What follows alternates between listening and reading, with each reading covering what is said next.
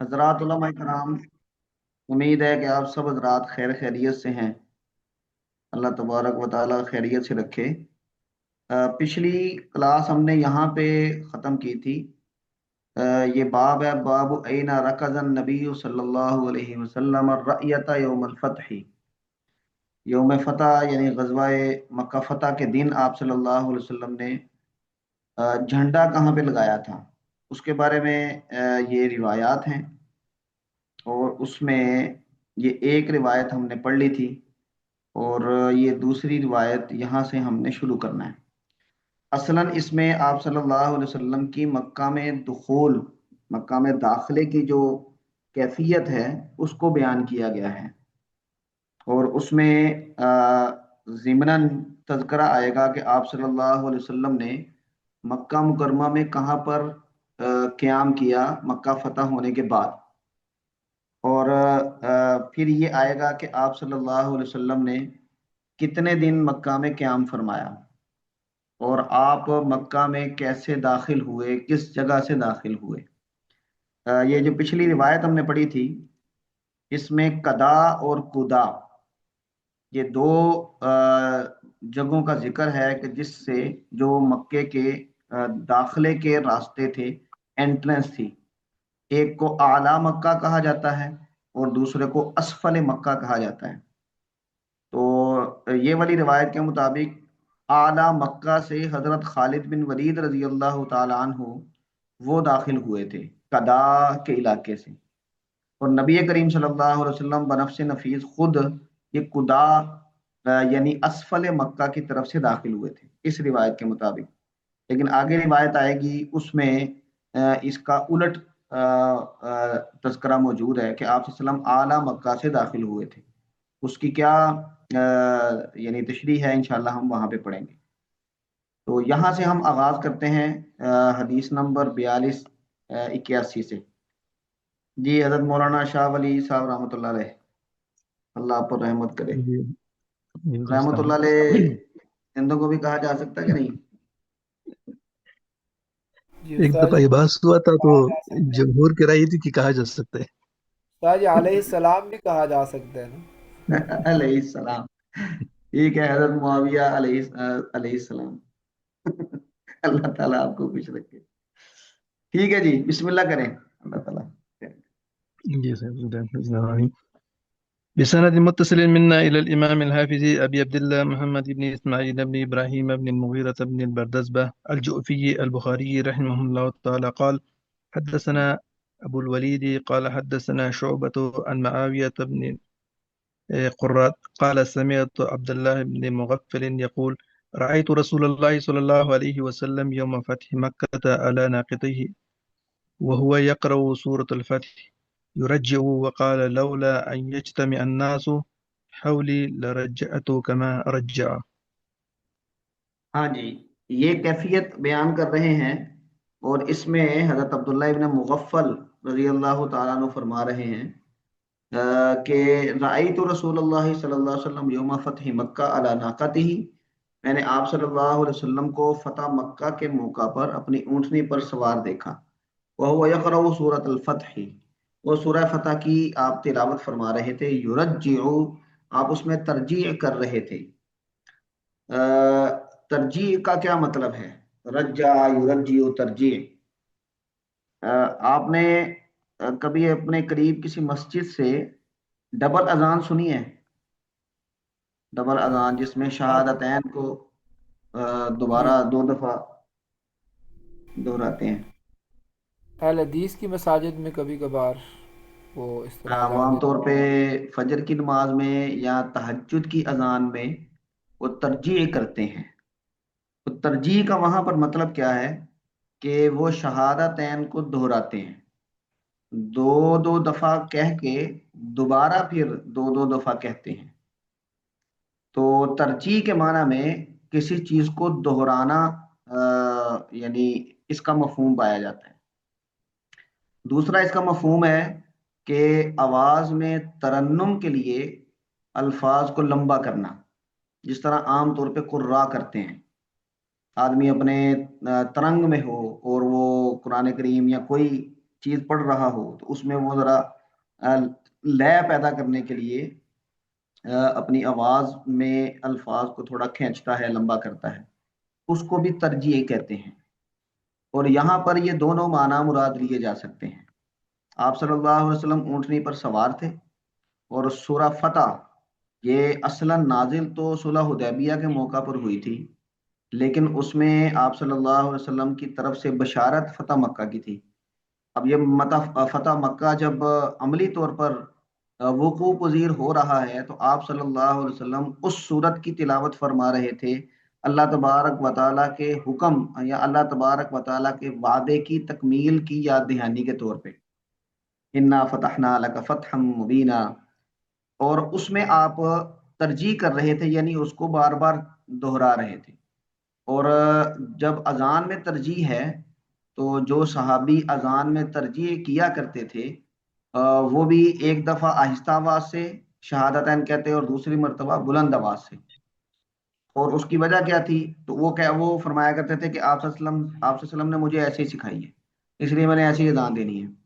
تو آپ صلی اللہ علیہ وسلم نے ان کو اذان سکھائی تھی، اور ان کو سکھانے کے لیے 2 مرتبہ پڑھایا تھا، تو انہوں نے اسی کو اپنا معمول بنا لیا۔ تو ایک دفعہ آہستہ آواز سے تھا اور ایک دفعہ بلند آواز سے۔ تو یہاں پر بھی آپ صلی اللہ علیہ وسلم ایک دفعہ آہستہ آواز سے پڑھ رہے تھے، اور پھر ایک دفعہ آپ صلی اللہ علیہ وسلم ذرا بلند آواز سے پڑھ رہے تھے۔ تو موقع کیونکہ وہ یہ تھا اللہ تعالیٰ کے حکم، اللہ تعالیٰ کی اس وعدے کی تکمیل کا، تو آپ اس لیے اس کو بار بار پڑھ رہے تھے۔ تو ایک معنی تو یہ ہے۔ دوسرا معنی وہی ترنم اور لے پیدا کرنے کا ہے۔ اب اس میں محدثین جب تشریح کرتے ہیں تو وہ 2 باتیں کرتے ہیں کہ ایک تو آپ اونٹنی پر سوار تھے، اور اونٹنی جب چلتی ہے تو وہ ذرا جھٹکے لگتے ہیں، تو آپ اونچی آواز سے جب یہ پڑھ رہے تھے تو اس اونٹنی کے حرکت کی وجہ سے آپ کی آواز میں حرکت پیدا ہو رہی تھی، اور اس کو ترجیح کہا جا رہا ہے۔ عبداللہ ابن مغفل اس کو ترجیح کہہ رہے ہیں۔ اور دوسرا یہ تھا کہ اس تشریح کے مطابق یہ ایک غیر اختیاری یعنی آواز تھی کہ جو اس حرکت کی وجہ سے آواز میں اتار چڑھاؤ پیدا ہو رہا تھا۔ لیکن محدثین اس کی یہ تشریح کرتے ہیں کہ یہ غیر اختیاری نہیں تھا، یہ آپ صلی اللہ علیہ وسلم خود اپنے اختیار سے اس میں لے پیدا کرنے کے لیے زین القرآن، قرآن کریم کو مزین کرنے کے لیے خود پڑھ رہے تھے، اور اس کے الفاظ کو ذرا لمبا کھینچ رہے تھے۔ تو یرجعو کا یہاں پر یہ مطلب ہے، تو یہی مطلب زیادہ راجح ہے، کیونکہ آپ صلی اللہ علیہ وسلم بذات خود اس کو پڑھ رہے تھے، تو اس میں پھر جب آدمی لطف لے رہا ہو اس چیز کا کہ ایک چیز ہونے والی تھی تو اس کا پہلے بتا دیا گیا، تو وہ اس میں اس طرح کا لطف اور آواز میں یہ اتار چڑھاؤ بہرحال پیدا ہو جاتا ہے۔ تو عبداللہ بن مغفل کہتے ہیں وقالا لولا ان یجتمع الناس حولی، اگر لوگ میرے ارد گرد جمع نہ ہوں، لرجعت کما رجع، تو میں ویسے ہی ترجیح کروں جیسے کہ آپ صلی اللہ علیہ وسلم نے ترجیح کی۔ تو اس کا مطلب یہ ہے، وہ یہ فرما رہے تھے، اس کا مطلب یہ نہیں ہے کہ وہ نہیں کر سکتے تھے یا کرنا نہیں چاہ رہے تھے، بلکہ یہ جملہ اس لیے استعمال ہوتا ہے کہ میں وہ ترجیح یاد رکھے ہوئے ہوں اور اس کو میں پرفارم بھی کر سکتا ہوں۔ تو یہ روایت ہے آپ صلی اللہ علیہ وسلم کے داخلے کے وقت کی کیفیت کی، اور یہاں پہ بس داخلے کی کیفیت کا ذکر ہے، ادنا یا اعلیٰ مکہ اس کا ذکر نہیں ہے۔ ہاں جی، اگلی وبه روایت پڑھیں۔ قال حدث وبه قال حدثنا سليمان بن عبد الرحمن قال حدثنا سعدان بن يحيى قال حدثنا محمد بن أبي حفصة عن الزهري عن علي بن حسين عن عمرو بن عثمان عن أسامة بن زيد أنه قال زمن الفتح يا رسول الله أين تنزل غدا؟ قال النبي صلى الله عليه وسلم وهل ترك لنا أقيل من منزل؟ جی اگلی روایت بھی پڑھیں۔ ثم قال لا يرث المؤمن الكافر ولا يرث الكافر المؤمن. قيل للزهري ومن ورث أبا طالب؟ قال ورثه أقيل وطالب. قال معمر عن الزهري أين تنزل غدا في حجته؟ ولم يقل يونس حجته ولا زمن الفتح. جی اگلی روایت بھی پڑھیں۔ وبه قال حدثنا أبو اليمن قال حدثنا شعيب قال حدثنا أبو الزناد عن عبد الرحمن عن أبي هريرة رضي الله عنه قال قال رسول الله صلى الله عليه وسلم من منزلنا إن شاء الله إذا فتح الله منزلنا، الخيف یہ منزلنا مبتدا بنے گا. م- منزلنا إن شاء الله إذا فتح الله الخيف حيث حيث تقاسموا جی اگلی روایت بھی اسی بارے میں ہے، وہ بھی پڑھ لیں. قال حدثنا موسى بن إسماعيل قال حدثنا إبراهيم بن سعد قال أخبرنا ابن شهاب عن أبي سلمة عن أبي هريرة رضي الله عنه قال قال رسول الله صلى الله عليه وسلم حين أراد حنينا منزلنا غدا إن شاء الله بخيف بني كنانة حيث تقاسموا على الكفر. حيث تقاسموا على الكفر. ٹھیک ہے، اگلی روایت اور ہے. یہ منزلنا آپ صلی اللہ علیہ وسلم کے قیام گاہ کیا تھی فتح مکہ کے موقع پر، تو اس بارے میں روایات ہیں. آپ صلی اللہ علیہ وسلم ظاہر بات ہے مکہ میں تشریف لا رہے تھے، اور مکہ میں آپ صلی اللہ علیہ وسلم کے داخل ہوتے ہوئے صحابہ کرام نے پوچھا کہ اللہ کے رسول فتح بالکل واضح تھی، تو آپ مکہ میں کہاں قیام فرمائیں گے؟ تو آپ صلی اللہ علیہ وسلم نے کیونکہ آپ صلی اللہ علیہ وسلم ابو طالب کے ساتھ تھے، یعنی ہجرت سے پہلے، اور ابو طالب کی وفات کے بعد ابو طالب کی جو جائیداد تھی وہ تقسیم ہو گئی تھی، اور ابو طالب کیونکہ یعنی راجے روایات کے مطابق وہ مسلمان نہیں ہوئے تھے، یہ روایات بھی اسی کی طرف اشارہ کر رہی ہیں، تو ان کی اولاد میں سے جو لوگ مسلمان ہو چکے تھے ان کو ان کی وراثت میں حصہ نہیں ملا. ان کے 4 بیٹے تھے، عقیل، طالب، جعفر اور حضرت علی رضی اللہ تعالیٰ عنہ. حضرت جعفر اور حضرت علی یہ دونوں ان کے انتقال کے وقت مسلمان ہو چکے تھے. عقیل اور طالب یہ مسلمان نہیں ہوئے تھے. طالب تو مسلمان ہوئے ہی نہیں، وہ جنگ بدر میں غالباً ان کو قتل کر دیا گیا تھا. عقیل جو ہے وہ بعد میں مسلمان ہوئے. تو ابو طالب کی وفات کے بعد عقیل اور طالب کے حصے میں وہ جائیداد آئی جو ابو طالب چھوڑ کر گئے تھے، اور آپ صلی اللہ علیہ وسلم نے پھر ہجرت کر لی، حضرت جعفر اور حضرت علی ادھر چلے گئے. اور جب یہ واپس آئے فتح مکہ کے موقع پر، تو آپ صلی اللہ علیہ وسلم نے اس بات کا اظہار کرنے کے لیے کہ ہماری جو جائیداد تھی مکہ میں وہ تو وہی تھی جو حضرت ابو طالب کے یعنی وہ وراثت میں سے تھی، تو ہم اگر قیام کرتے تو وہیں پہ کرتے ہیں. جس کا مطلب یہ تھا کہ آپ صلی اللہ علیہ وسلم کا شروع سے ہی یہ خیال تھا کہ مکہ والوں کو امن دینا ہے، اور ان کی جو بھی یعنی ان کی ملکیت ہے ان پر انہیں برقرار رکھنا ہے. تو آپ صلی اللہ علیہ وسلم نے جب یہ سوال پوچھا گیا تو آپ صلی اللہ علیہ وسلم نے فرمایا کہ حل ترک لنا عقیل من منزل، کیا عقیل نے ہماری جو خاندانی جائیداد ہے اس میں سے کچھ چیز چھوڑی ہے جہاں پر ہم قیام کر لیں؟ اس کا مطلب ہے کہ عقیل جب اس کے وارث بنے تو انہوں نے پھر یہ چیزیں بیچنا شروع کی، اور وہ سارے جائیداد بیچ دی. پھر بعد میں وہ مسلمان ہو گئے، تو اگر وہ جائیدادیں نہ بیچتے اور ان کی ملکیت میں ہوتی تو ہم عقیل کی ملکیت میں جو جائیداد تھی تو اپنے خاندانی ایک جگہ سمجھتے ہوئے ہم ان کے ہاں قیام کر لیتے. تو اس کی طرف آپ صلی اللہ علیہ وسلم نے اس میں اشارہ کیا.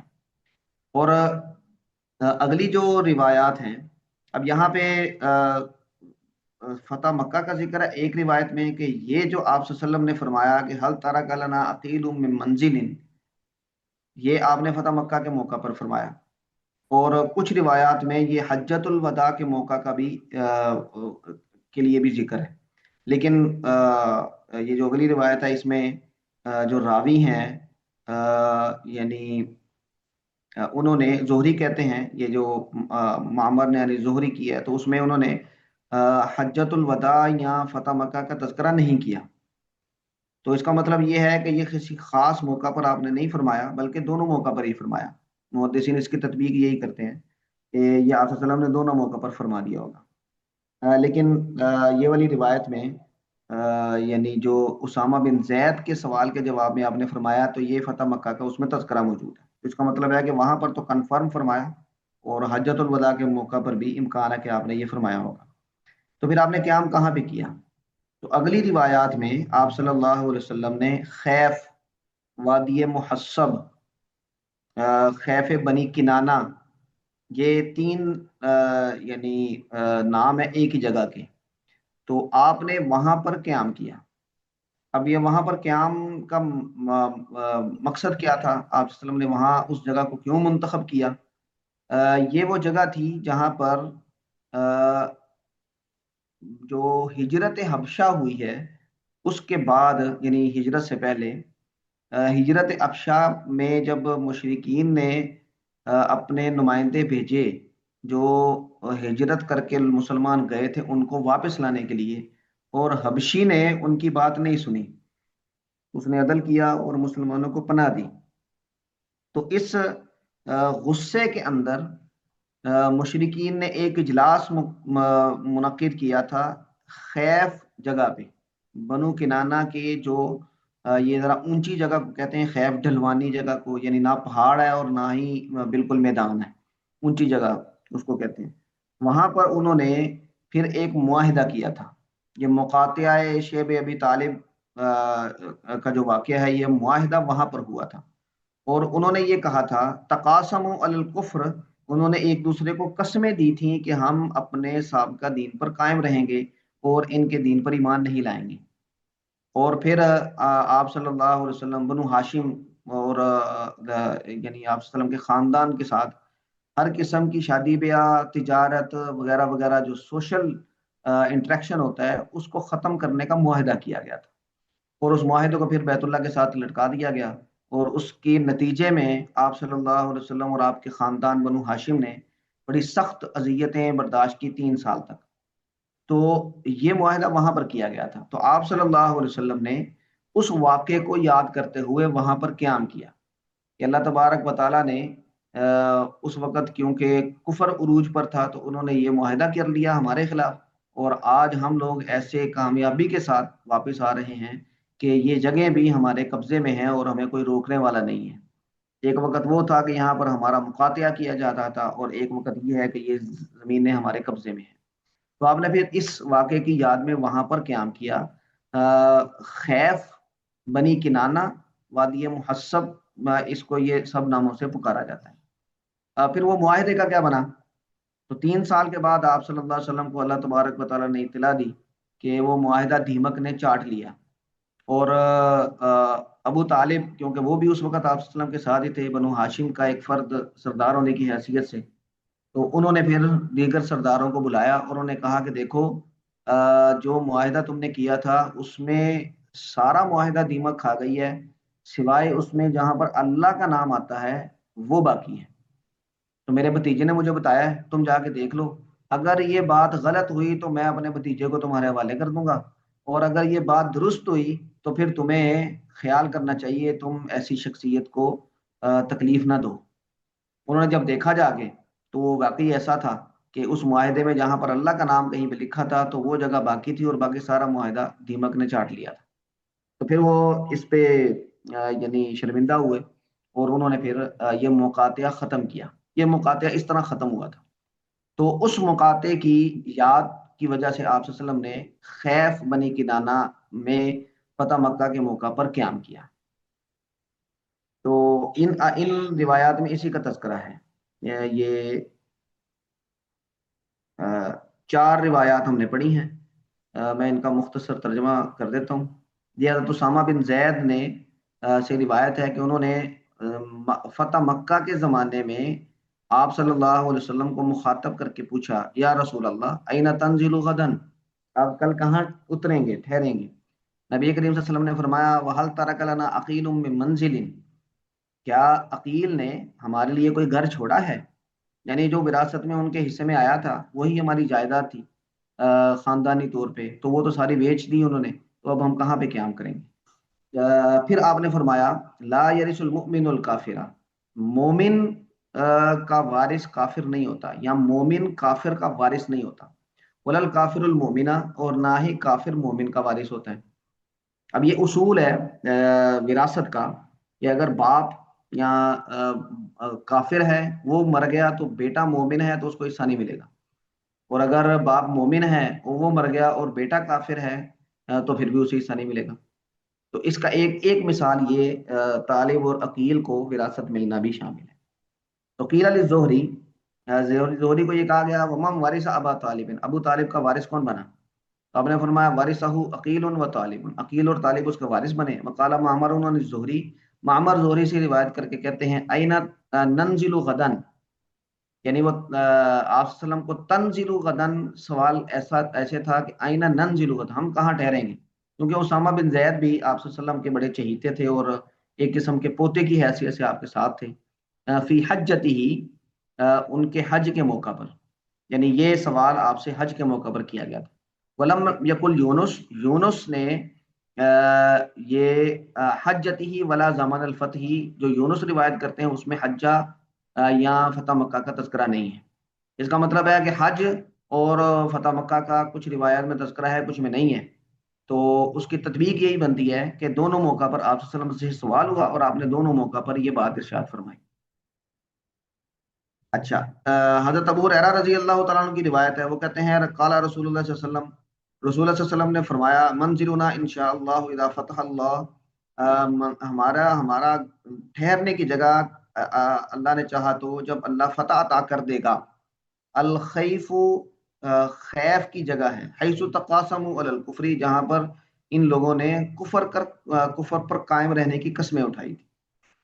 اور حضرت ابو ہریرہ کی ہی روایت ہے، وہ یہاں پر کچھ الفاظ زیادہ ہیں۔ قال رسول اللہ صلی اللہ علیہ وسلم حین اراد حنین، جو غزوہ حنین ہے جب آپ نے اس کا ارادہ کیا تو اس وقت آپ نے یہ فرمایا منزلنا غدن، کل ہمارا ٹھہرنے کی جگہ انشاءاللہ بخیف بنی کنانہ، بنو کنانہ کی خیف ہوگا، جہاں پر انہوں نے کفر پر قائم رہنے کی قسمیں اٹھائی تھی۔ ہاں جی، اس حوالے سے کسی کے دل میں کوئی بات ہو تو فرمائیں۔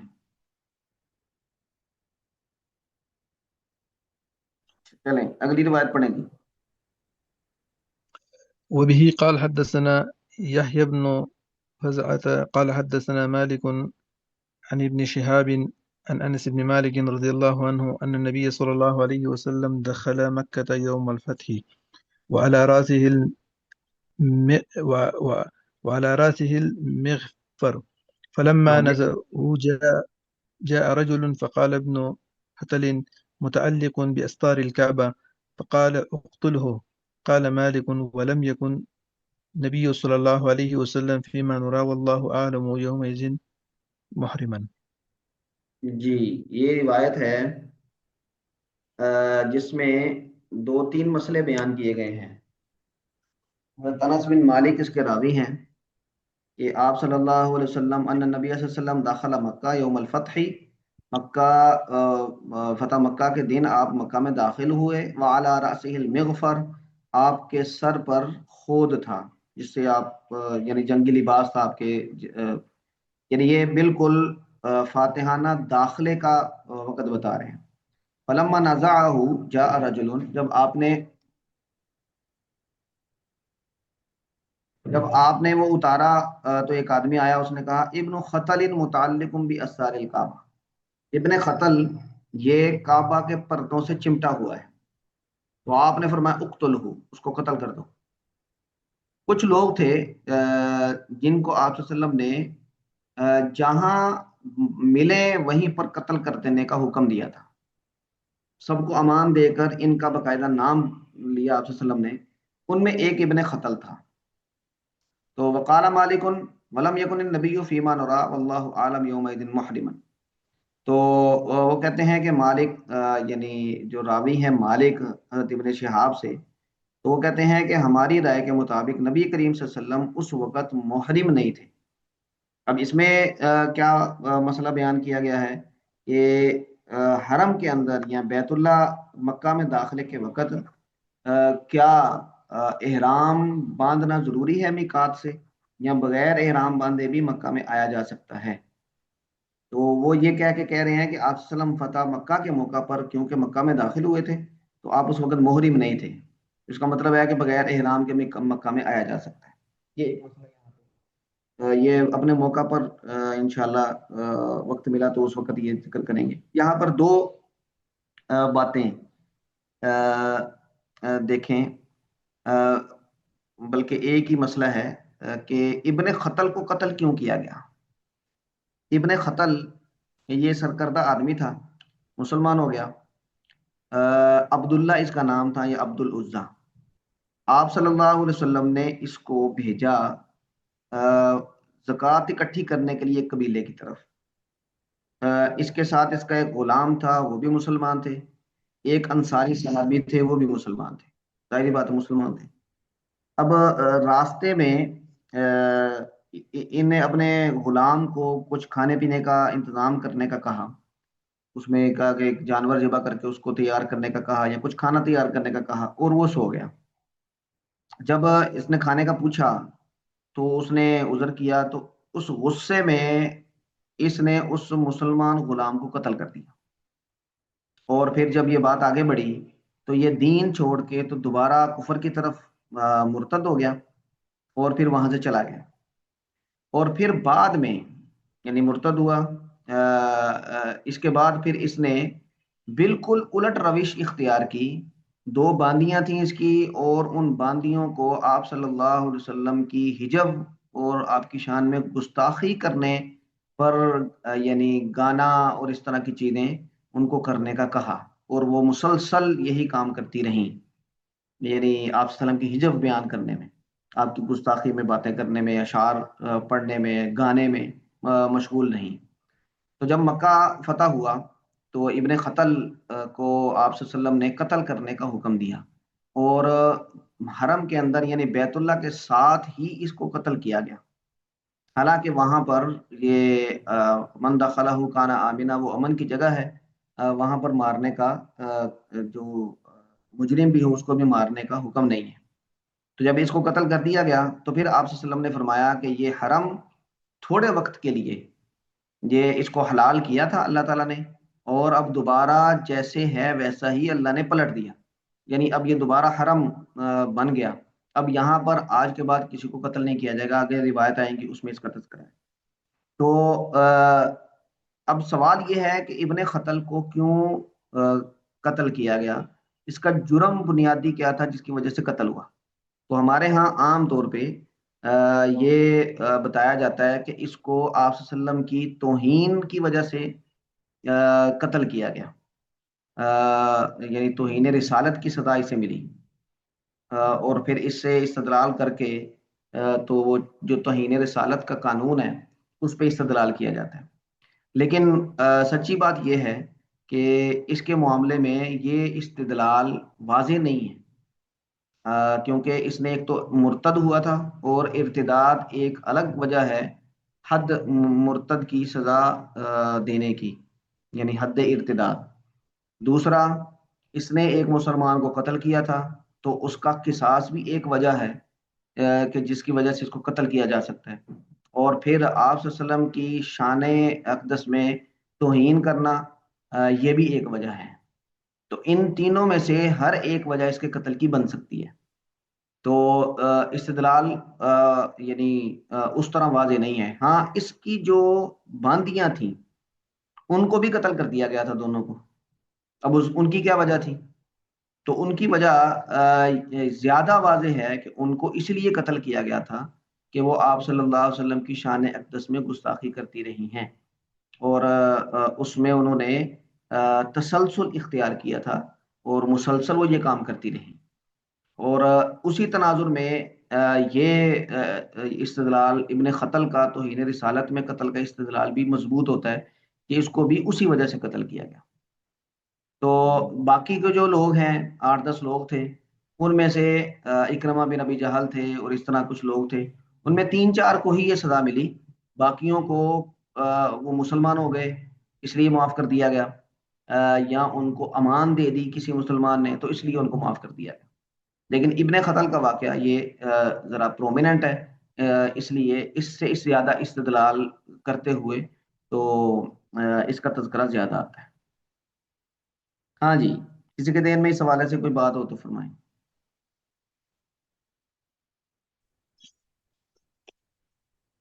اچھا جی، چلیں، واضح ہے، آگے چلیں۔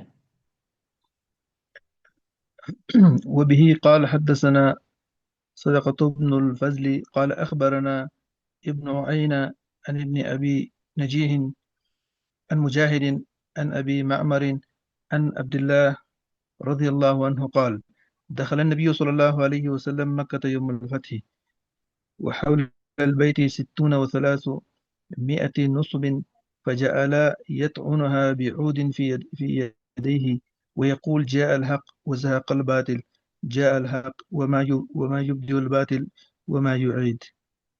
جی اگلی روایت بھی پڑھیں جی۔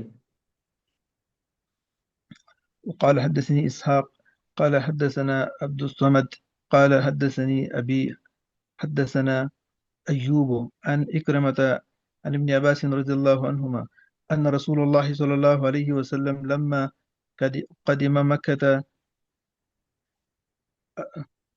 ابا أبى أن يدخل البيت وفيه الآلهة فأمر بها فأخرج سورة إبراهيم وإسماعيل في أيديهما من الأذلام فقال النبي صلى الله عليه وسلم قاتلهم الله لقد علموا ما استقسم بها قط ثم دخل البيت فكبر في نواهي البيت وخرج ولم يصلي فيه تابعه معمر عن أيوب وقال وحيب قال حدثنا أيوب عن إكرمة عن النبي صلى الله عليه وسلم۔ جی جزاک اللہ خیرن۔ یہ آپ صلی اللہ علیہ وسلم کے مکہ میں داخلے اور بیت اللہ میں داخل ہو کر بیت اللہ کے بتوں سے پاک کرنے کا یہاں پہ تذکرہ ہے۔ تو حضرت معمر ان عبداللہ سے وہ روایت کرتے ہیں کہ داخل النبی صلی اللہ علیہ وسلم مکہ یوم الفتح، آپ صلی اللہ علیہ وسلم مکہ میں فتح مکہ کے دن داخل ہوئے، بحول البیتی 60 و 300 نصب، بیت اللہ کے ارد گرد 360 بت تھے۔ فجعل یطعنها بعود فی یدہ، آپ صلی اللہ علیہ وسلم ان کو اپنے ہاتھ میں جو چھڑی تھی، جو لکڑی تھی، اس سے آپ ان کو یعنی جس طرح نیزہ مارا جاتا ہے ایسے ان کو مارتے، زور لگاتے۔ وَيَقُولُ، اور فرماتے، جاء الحق وزحق الباطل، حق آ گیا اور باطل چلا گیا۔ جاء الحق، حق آ گیا، وما یبدی الباطل، اب باطل یہ اس کی ابتدا بھی نہیں ہوگی، وما یعید، اور نہ ہی یہ پلٹے گا۔ اس کا مطلب ہے کہ اب شرک کا یہاں سے خاتمہ ہو گیا۔ تو ایک روایت یہ ہے، اس میں آپ صلی اللہ علیہ وسلم نے وہ 360 بت وہاں سے دور کروائے۔ اس کی جو تفصیلات ہیں اس میں آپ صلی اللہ علیہ وسلم نے بیت اللہ سے تصاویر اور بت یہ ختم کروانے کے لیے حضرت عمر رضی اللہ تعالیٰ عنہ کی ڈیوٹی لگائی تھی۔ پھر جب آپ داخل ہوئے تو آپ پھر خود آپ نے کچھ چیزوں کو ختم کیا تھا، اور اس میں یہ اوپر والی روایت میں بھی تذکرہ ہے اور یہ نیچے والی روایت حضرت عبداللہ ابن عباس کی ہے، تو اس میں بھی تذکرہ ہے کہ ان رسول اللہ صلی اللہ علیہ وسلم لما قدیم مکہ، جب آپ صلی اللہ علیہ وسلم مکہ میں جب داخل ہوئے، جب تشریف لائے، ابا ان يدخل البیت، آپ نے انکار کر دیا کہ وہ بیت اللہ میں اس حالت میں داخل ہوں، وفیہ الالہۃ، کہ اس میں یہ جو بت پڑے ہیں، فامر بها فاخرجت، آپ نے ان کا حکم دیا اور ان کو نکال دیا گیا۔ فاخرج سورۃ ابراہیم و اسماعیل فی ایدیہما من الازلام، تو جب نکالے گئے تو اس میں ابراہیم اور اسماعیل علیہ السلام کی جو صورت بنائی تھی انہوں نے وہ بھی نکالی گئی، اور اس صورت میں فی ایدیہما من الازلام، ان کے ہاتھوں میں وہ پانسے کے تیر تھے۔ پانسے کے تیر دو یعنی وہ تیر استعمال ہوتے تھے وہاں پر دو مقاصد کے لیے، ایک قسمت کا حال جاننے کے لیے اور دوسرا جوا کھیلنے کے لیے۔ تو آپ صلی اللہ علیہ وسلم نے ان کو دیکھ کر تو آپ کو دکھ ہوا، تو آپ نے فرمایا قاتلہم اللہ، اللہ ان کو ہلاک کر دے۔ لقد علموا، وہ یہ جانتے تھے، مستقسما بہما قطو، کہ انہوں نے یعنی حضرت ابراہیم اور حضرت اسماعیل نے ان تینوں سے کبھی بھی قسمت کا حال نہیں جانا، استقسما، اور نہ ہی ان کو کسی اور مقصد کے لیے استعمال کیا۔ ثم دخل البیت، جب یہ معاملہ ہو گیا تو پھر آپ بیت اللہ میں داخل ہوئے. فکبر فی نواحی البیت، آپ نے اس کے چاروں طرف تکبیر پڑھی، اللہ اکبر، نعرہ تکبیر بلند کیا. وخرج، اور پھر آپ باہر تشریف لے آئے. ولم یصلی فیہ، اور آپ نے اس میں نماز نہیں پڑھی. اب یہ عبداللہ بن عباس کی جو روایت ہے اس میں یہ آ رہا ہے کہ آپ نے بیت اللہ میں اس وقت نماز نہیں پڑھی. تو لیکن حضرت اسامہ بن زید اور حضرت بلال، یہ دونوں حضرات آپ صلی اللہ علیہ وسلم کے ساتھ تھے بیت اللہ میں داخلے کے وقت، اور یہ دونوں آپ کے ساتھ ہی رہے اندر. حضرت عبداللہ بن عباس آپ کے ساتھ نہیں تھے کیونکہ یہ صغار صحابہ میں سے تھے، اور یہ بعد میں انہوں نے کسی سے روایت کیا ہے. تو ان دونوں کی روایت میں، حضرت اسامہ کی روایت میں نماز پڑھنے کی نفی ہے، حضرت بلال کی روایت میں آپ صلی اللہ علیہ وسلم کے وہاں پر 2 نوافل پڑھنے کا اس بات ہے. تو یہاں پر بھی نفی ہے کہ آپ نے وہاں پر نماز نہیں پڑھی. لیکن حضرت بلال کی آگے روایت آئے گی کہ اس میں وہ کہتے ہیں کہ آپ نے نماز پڑھی. عبداللہ بن عمر یہ جب آپ باہر تشریف لائے تو سب سے پہلے یہ بیت اللہ میں داخل ہوئے تھے، بلال وہیں پر تھے. تو انہوں نے پھر حضرت بلال سے پوچھا کہ آپ نے یہاں پر کیا کیا اور کہاں نماز پڑھی. تو پھر وہاں پر انہوں نے نماز بھی پڑھی تھی. حضرت بلال نے جگہ بتائی کہ یہاں پر نماز پڑھی ہے. تو ان دونوں روایات میں جو بظاہر تضاد نظر آتا ہے تو وہ تضاد میں حضرت بلال والی روایت کو ترجیح حاصل ہے کیونکہ وہ آپ صلی اللہ علیہ وسلم کے اس وقت بیت اللہ کے اندر تھے. حضرت اسامہ بن زید والی روایت حضرت عبداللہ بن عباس کی روایت کی تائید کرتی ہے، لیکن اس کی تشریح یہ کرتے ہیں کہ حضرت اسامہ بن زید یہ کسی اور کام میں مشغول تھے اور انہوں نے آپ صلی اللہ علیہ وسلم کو نماز پڑھتے ہوئے نوٹ نہیں کیا. اور حضرت بلال جو تھے وہ دروازے پر تھے اور وہ ساری آپ صلی اللہ علیہ وسلم کی جو معمولات تھے وہ دیکھ رہے تھے، اس لیے ان کی روایت یہ زیادہ معتبر ہے. ہاں جی، اگلی روایت پڑھیں جی. یہ باب وہی دخول روایت ہے النبي حضرت بلال میں. جی جی. باب دخول النبي صلى الله عليه وسلم من أعلى مكة. وقال الليث قال حدثني يونس قال أخبرني نافع عن عبد الله بن عمر رضي الله عنهما رسول الله صلى الله عليه وسلم أقبل يوم الفتح من أعلى مكة على راحلته مردفا أسامة بن زيد ومعه بلال ومعه عثمان بن طلحة من الحجبة حتى أناخوا في المسجد أمره أن يأتي بمفتاح البيت فدخل رسول الله صلى الله عليه وسلم ومعه أسامة بن زيد وبلال وعثمان بن طلحة فمكث فيه نهارا طويلا ثم خرجا فاستبق الناس فكان عبد الله بن عمر أول من دخل فوجد بلالا ورأى الباب قائما فسأله أين صلى رسول الله صلى الله عليه وسلم فأشار له إلى المكان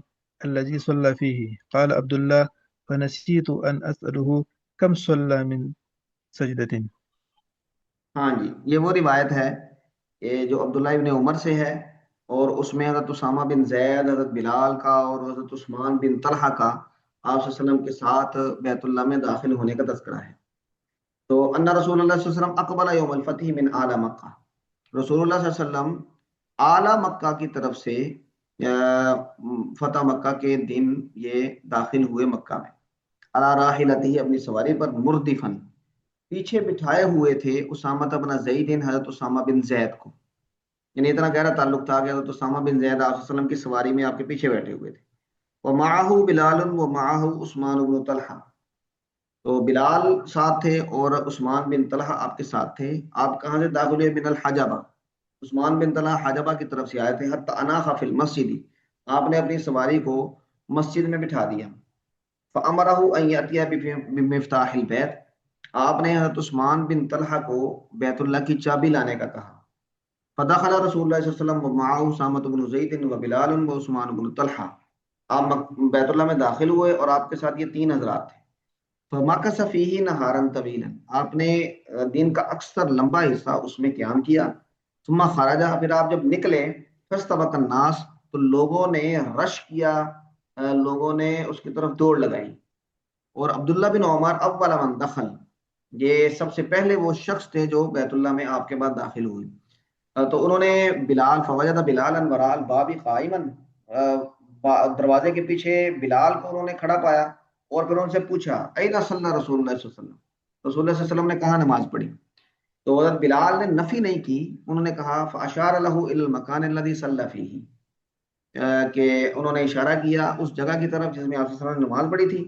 تو عبداللہ کہتے ہیں، عبداللہ بن عمر، فنسیت ان اسلہ، اسی جلدی میں ان سے یہ پوچھنا بھول گیا، کما صلی من سجدتن، یا کما صلی سجدتن، آپ نے کتنی رکعتیں پڑھی؟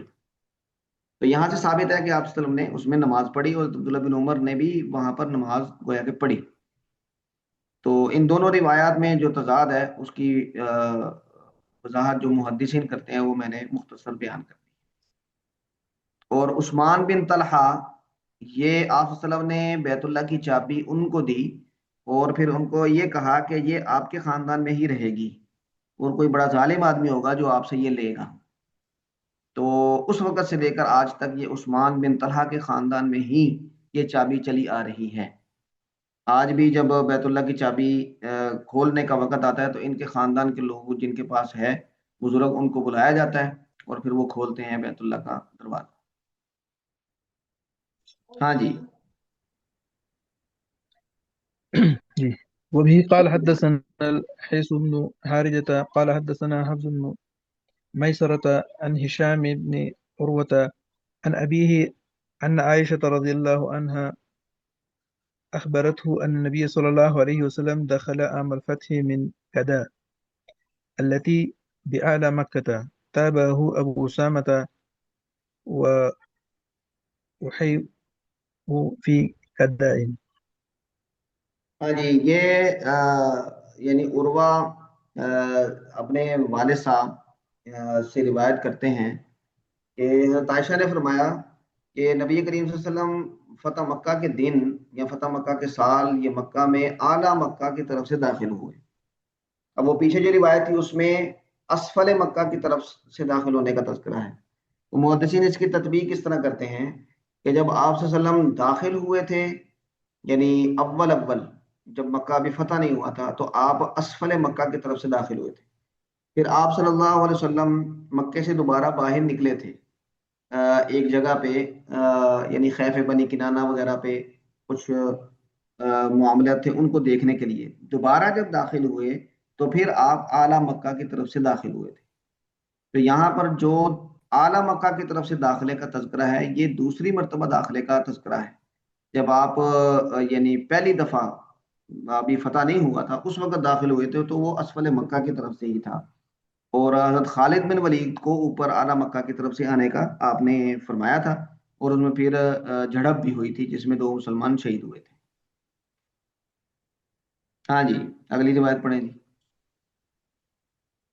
وبه قال حدثنا عبيد بن إسماعيل قال حدثنا أبو أسامة عن هشام عن أبيه دخل النبي صلى الله عليه وسلم عام الفتح من أعلى مكة من كداء۔ جی اگلی روایت پڑھیں۔ باب منزل النبي صلى الله عليه وسلم يوم الفتح قال حدثنا أبو الوليد قال حدثنا شعبة عن عمرو عن ابن أبي ليلى ما أخبرنا أحد أنه رأى النبي صلى الله عليه وسلم الضحى غير أم هاني، فإنها ذكرت أنه يوم فتح مكة اغتسل في بيتها ثم صلى 8 ركعات، قالت لم أراه صلى صلاة أخف منها غير أنه يتم الركوع والسجود۔ ہاں جی، یہ فتح مکہ کے دن آپ صلی اللہ علیہ وسلم کا 8 رکعتیں پڑھنا اس کا تذکرہ ہے، اور ضحیٰ یعنی چاشت کی نماز، اس کو عام طور پہ وقت وہ تھا کہ جس میں چاشت کی نماز پڑھی جاتی ہے۔ تو ام ہانی یہ آپ صلی اللہ علیہ وسلم کی کزن تھیں، ابو طالب کی بیٹی تھیں، حضرت علی کی بہن تھیں، اور آپ صلی اللہ علیہ وسلم کا ان کے ساتھ بڑا تعلق تھا، خاندان کے لوگ تھے، گھر میں بڑا آنا جانا تھا۔ اور معراج کے واقعے میں بھی ان کا تذکرہ آتا ہے کہ آپ صلی اللہ علیہ وسلم ان کے گھر میں یعنی آپ نے وہ سفر شروع کیا تھا۔ اچھا، اور آپ صلی اللہ علیہ وسلم ان کے گھر میں گئے اور آپ نے وہاں پر قیام نہیں کیا، بلکہ وہاں پر آپ نے غسل کیا، اور پھر آپ صلی اللہ علیہ وسلم نے 8 رکعتیں پڑھی، اور پھر آپ صلی اللہ علیہ وسلم کے آپ باہر تشریف لے آئے۔ یعنی یہ جو مختصر سا قیام تھا اس کا تذکرہ ہے، اور یہ ام ہانی ہی اس کی راویہ ہیں، اور انہوں نے جو 8 رکعتوں کا تذکرہ کیا ہے تو وہ 8 رکعتیں کون سی تھیں؟ تو وہ آپ صلی اللہ علیہ وسلم محدثین فرماتے ہیں کہ وہ شکرانے کی تھی، اس کو آپ چاشت کی نماز نہیں کہہ سکتے، لیکن وقت وہ چاشت کا تھا، تو اس کا تذکرہ یہاں پہ مختصر سا امام بخاری کر رہے ہیں۔ تو ما اخبرنا احد، ابن ابی لیلہ کہتے ہیں کہ ہمیں کسی نے نہیں بتایا انہ رأى النبی صلی اللہ علیہ وسلم یصلی الضحیٰ غیر ام ہانئ، ام ہانی کے علاوہ کسی نے نہیں بتایا کہ آپ صلی اللہ علیہ وسلم نے چاشت کی نماز پڑھی۔ فإنها ذکرت انہ یوم فتح مکہ اغتسل فی بیتہا، کہ آپ صلی اللہ علیہ وسلم نے فتح مکہ کے دن ان کے گھر میں غسل فرمایا، ثم صلی 8 رکعات، پھر 8 رکعات پڑھی۔ وہ فرماتی ہیں لم ارہ صلی صلاۃ اخف منہا، میں نے آپ کو کبھی بھی اس سے ہلکی نماز پڑھتے نہیں دیکھا، یعنی آپ نے جلدی جلدی پڑھی، حالات کا تقاضا تھا۔ غیر انہ یتم الرکوع والسجود، ہاں آپ صلی اللہ علیہ وسلم رکوع اور سجود کو مکمل کر رہے تھے۔ ہاں جی، اگلی روایت پڑھیں جی۔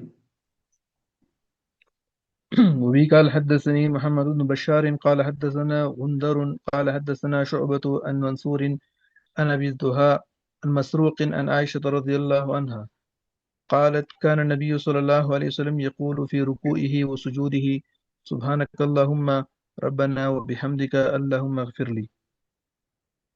اس روایت کا تعلق بظاہر کوئی نظر نہیں آ رہا باب کے ساتھ، لیکن محدثین فرماتے ہیں کہ امام بخاری کا یہ طریقہ ہے کہ وہ ایک روایت کو مختصراً ذکر کرتے ہیں، اور بظاہر ایسا لگتا ہے جیسے اس باب کے ساتھ کوئی تعلق نہیں ہوتا، لیکن اصلاً انہوں نے اس روایت میں اشارہ کیا ہوتا ہے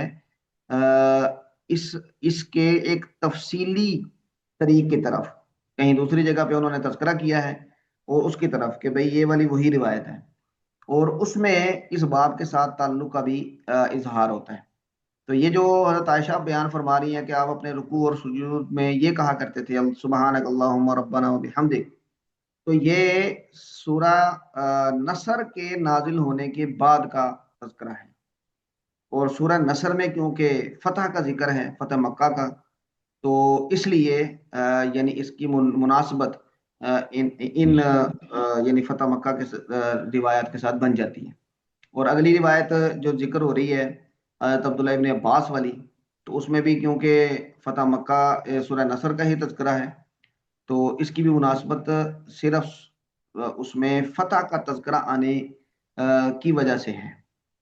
تو اوپر والی روایت جو حضرت عائشہ کی ہے وہ تفصیلی روایت کی طرف اشارہ ہے، اور اس میں سورۃ النصر کا ذکر ہے کہ اس کے بعد نازل ہونے کے بعد آپ صلی اللہ علیہ وسلم رکوع اور سجود میں اللہ کے حکم کی فرما برداری کے لیے، کہ اللہ نے فرمایا تھا فسبح بحمد ربک واستغفر، تو آپ یہ فرمایا تھا سبحانک اللہم ربنا وبحمدک اللہم اغفر لی، تو آپ پھر رکوع اور سجود میں یہ آپ نے معمول بنا لیا تھا، تو اس وجہ سے امام بخاری نے اس کا یہاں پہ تذکرہ کیا۔ جی اگلی روایت پڑھیں جی۔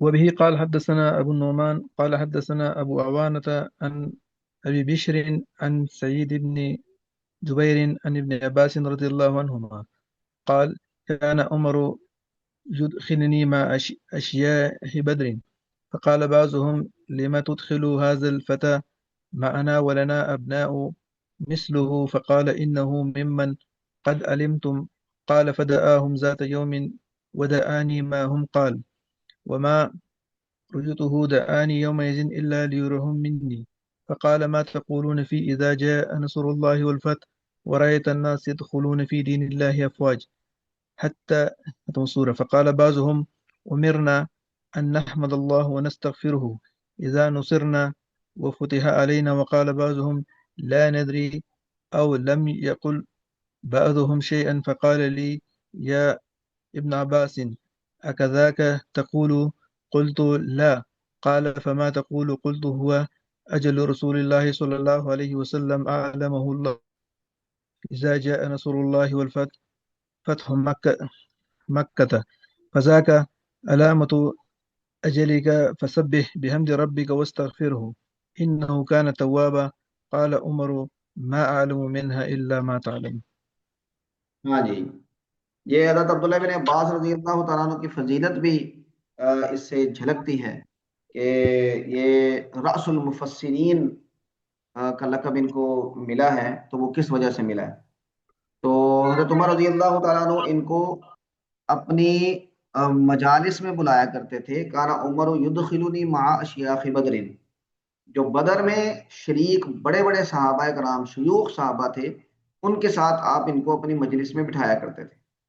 تو بعض کو اعتراض ہوا، لما تدخل هذا الفتى، اس نوجوان کو آپ کیوں ہمارے ساتھ بٹھاتے ہیں؟ ولنا ابناء مثلہ، تو ہمارے بھی اس جیسے بیٹے ہیں تو ہم ان کو بھی لے آیا کریں گے. تو حضرت عمر رضی اللہ تعالیٰ عنہ نے ان کو زبانی یہ کہا، انہ ممن قد علمتم، یہ ان لوگوں میں سے ہے جن کو تم جانتے ہو، ان کی ان فضیلت تمہیں معلوم ہے. پھر کیا ہوا، فدعاہم ذات یوم ودعانی معہم، ایک دن انہوں نے ان کو بھی بلایا، مجھے بھی بلایا. اور وما اریتہ دعانی، میرا خیال نہیں ہے کہ انہوں نے مجھے بلایا اس دن، الا لیریہم منی، مگر اس لیے کہ وہ ان کو مجھ میں جو فضیلت کا پہلو ہے، مجھ میں جو علمی صلاحیت ہے، اس کو ان کے سامنے دکھا دے انہیں. اور پھر انہوں نے سوال کیا، ما تقولون فی اذا جاء نصر اللہ والفتح، یہ اس صورت کے بارے میں تم کیا کہتے ہو؟ تو ان میں بعض نے کہا، امرنا ان نحمد اللہ ونستغفرہ، کہ ہمیں حکم دیا جا رہا ہے کہ ہم اللہ کا حمد بیان کریں اور اس سے استغفار کریں جب ہمیں کوئی مدد مل جائے یا ہمیں کوئی فتح ملے. بعض نے کہا ہمیں نہیں پتا، اور بعض نے کچھ بھی نہ کہا. تو حضرت عمر نے مجھے کہا، یا ابن عباس اقضا کا تقول، کیا آپ بھی یہی کہتے ہیں؟ تو کہتے ہیں کہ میں نے کہا نہیں، میں یہ نہیں کہتا. تو ہم نے کہا تم کیا کہتے ہو؟ فما تقول، تو کہتے ہیں میں نے کہا ہوا اجل رسول اللہ صلی اللہ علیہ وسلم، یہ آپ صلی اللہ علیہ وسلم کے وفات کا وقت کا ذکر ہے. عالمہ اللہ، اللہ اپنے نبی کو بتا رہے ہیں، اذا جاء نصر اللہ، کہ جب اللہ کی مدد آ جائے، والفتح، اور فتح ہو جائے، یعنی فتح سے مراد ہے فتح مکہ، خدا کا علامت اجلی کا، تو یہ آپ کے دنیا سے رخصت ہونے کی علامت ہے. تو پھر آپ کیا کریں باقی کا وقت؟ فسبح بحمد ربک واستغفرہ انہ کان توابا. تو حضرت عمر کہتے ہیں، ما عالم منہا الا ما تعلم، میں اس صورت کے بارے میں کچھ نہیں جانتا سوائے اس کے جو تم جانتے ہو، یعنی تم نے جو بات کیا ہے یہ بالکل ٹھیک کی ہے. تو اس سے حضرت عبداللہ بن عباس کی فضیلت ظاہر ہوتی ہے. اور یہاں پر کیونکہ سورہ نصر میں فتح کا ذکر ہے، امام بخاری اس لیے اس روایت کو یہاں پر تذکرہ کر رہے ہیں. ہاں جی، اگلی روایت پڑھیں جی. قال حدثنا سعيد بن شرحبيل قال حدثنا الليث عن المقبرية عن المقبري مقبولی. المقبري عن أبي شريح الأدبي أنه قال لأمر بن سعيد وهو يبعث البعوث إلى مكة: إذن لي أيها الأمير أحدثك قولا قام به رسول الله صلى الله عليه وسلم يوم الفتح، سمعته أذناي ووآه قلبي وأبصرته عيناي حين تكلم به، إنه حمد الله وأثنى عليه ثم قال: إن مكة حرمها الله ولم يحرمها الناس، لا يحل لامرئ يؤمن بالله واليوم الآخر أن يسفك بها دما ولا يقصد بها شجرا، فإن أحد ترخص لقتال رسول الله صلى الله عليه وسلم فيها فقولوا له إن الله أذن لرسوله ولم يأذن لكم، وإنما أذن لي فيها ساعة من نهار وقد عادت حرمتها اليوم كحرمتها بالأمس، وليبلغ الشاهد الغائب. فقيل لأبي شريح: ماذا قال لك عمرو؟ قال: أنا أعلم بذلك منك يا أبا شريح، إن الحرم لا يؤذي عاقبا ولا فارا بدم ولا فارا بحربة. قال أبو عبد الله: الحربة البلية. بلیت. ٹھیک ہے، یہ روایت پہلے بھی گزری ہے۔ یہ عمر بن سعید، حضرت عبداللہ بن زبیر رضی اللہ تعالی عنہ، یعنی ان کے زمانے میں یہ یعنی مدینہ منورہ کے گورنر تھے، اور عبداللہ بن زبیر رضی اللہ تعالیٰ عنہ نے مکہ میں اپنا ہولڈ قائم کیا تھا، اور مکہ میں جب وہ حالات نازک ہوئے تو انہوں نے حرم کے اندر پناہ لے لی تھی، اور یہ ان کو وہاں پر شہید کرنے کے لیے، ان کی سرکوبی کے لیے لشکر بھیج رہے تھے، عمر بن سعید۔ تو ابو شریح العدوی، انہوں نے عمر بن سعید کو اس اقدام سے روکنے کے لیے یہ حدیث بیان کی تھی، لیکن انہوں نے ان کی بات سن کے اور پھر آخر میں اس کی تعویل کی تھی، اور پھر لشکر بھیجا اور عبداللہ بن زبیر کو وہاں پر شہید کیا گیا۔ یہ پہلے بھی روایت گزری ہے، اس لیے میں ترجمہ نہیں کرتا۔ اس میں یہاں پر جو یعنی ہمیں اس فتح مکہ کے ساتھ جس کا تعلق ہے وہ یہ ہے کہ آپ صلی اللہ علیہ وسلم نے فتح مکہ کے دن یہ فرمایا تھا، انه حمد اللہ وثنى علیہ ثم قال ان مکہ حرمها اللہ ولم يحرمها الناس، اللہ نے اس کو حرم بنایا ہے، لوگوں نے اس کو حرم نہیں بنایا۔ لا يحل لامرئ مؤمن لامرئ يؤمن بالله واليوم الاخر ان يسفك بها دما، کسی آدمی کے لیے یہ جائز نہیں ہے کہ وہ اس میں خون بہائے، نہ ہی اس میں کسی درخت کو اکھاڑے، اور فإن أحد ترخص، اگر کوئی آدمی رخصت تلاش کرے لقتال رسول اللہ صلی اللہ علیہ وسلم فیہا، آپ صلی اللہ علیہ وسلم کے اس میں فتح مکہ کے موقع پر قتال کی وجہ سے، تو اس کو یہ کہو ان اللہ آذن علی رسولہ ولم یأذن لکم، اللہ نے اپنے رسول کو اجازت دی تھی، تمہیں اجازت نہیں دی، اور وَإِنَّمَا أَذِنَ لَهُ فِي سَاعَةٍ مِّن نَّهَارٍ، دن کے ایک چھوٹے سے حصے میں اللہ تعالیٰ نے آپ صلی اللہ علیہ وسلم کو اجازت دی تھی بس، جس میں وہ ابن قتل وغیرہ قتل ہوئے تھے۔